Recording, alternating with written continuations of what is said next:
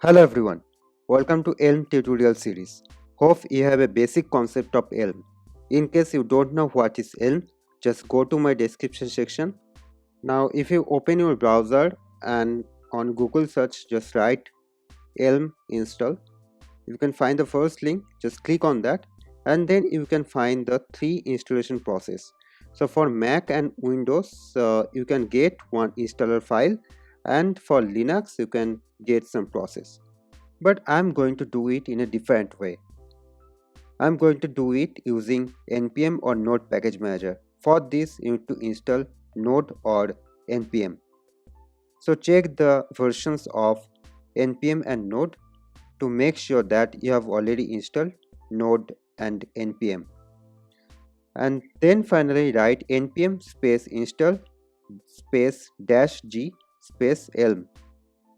Here -g means you have to install the elm globally. Now finally write elm space --version to check the version of elm.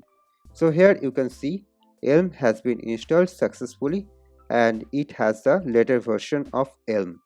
So for building your elm project you can use any text editor. Here I'm going to use VS Code.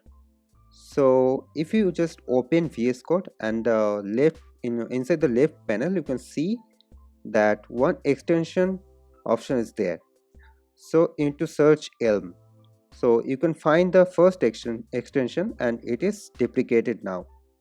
So that's why you need to install the second one. So just see that I have already installed it and you need to install that. Now after clearing the screen of my command prompt, I'm going to initialize on one elm project. So for this you need to write elm space init, just like npm space init, and it will ask for to create one JSON file. So just press enter to choose yes, and here you can see on my desktop one src directory and one JSON file is there.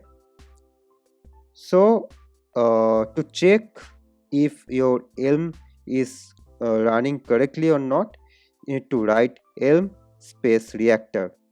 So now you can see that on localhost port 8000 your elm project is running. So you can check on your browser if it is running or not. So open your browser and just open that link, and here you can see the elm dashboard is there. Here you can see all the folders and files, and if you create just one elm file you can run from here by clicking on that. So that's it for today. See you in the next lecture. Thank you.